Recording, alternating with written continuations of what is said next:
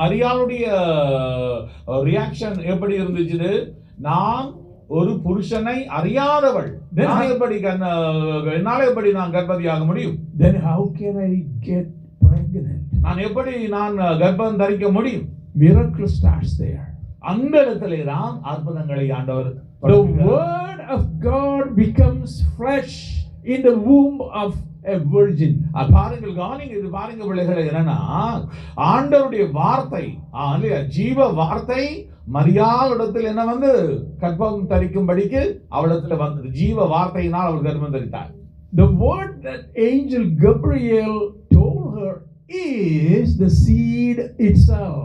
அதாவது angel Gabriel தூதனானவன் என்ன செய்கிறான்? ஆண்டவருடைய வார்த்தை என்கிற விதை, சீடு, அதுதான் அங்க கொடுக்கிறான். He is only a messenger. அவர் தேவதூதன் மாத்திரம்தான்.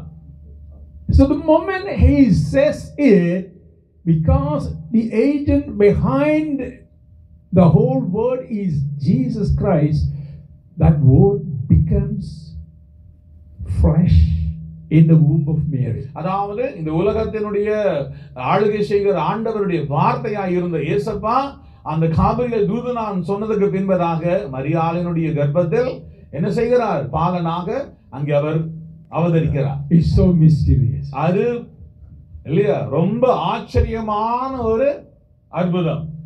The mystery is what is provoking me to say thank you, praise you, glory to you. அந்த அற்புதமான ஆச்சரியமான அற்புதம் தான் ஆண்டவரை நாங்கள் மகிமைப்படுத்தும்படிக்கு செய்கிறது. If there are no glories or attributes of glories that we can think of and describe and appreciate, there is no point in worship.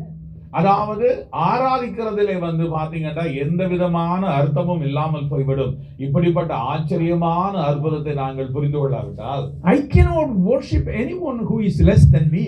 அதாவது என்னை பார்க்கிலும் தகுதியில் குறைந்தவரை நான் மகிமைப்படுத்த முடியாது.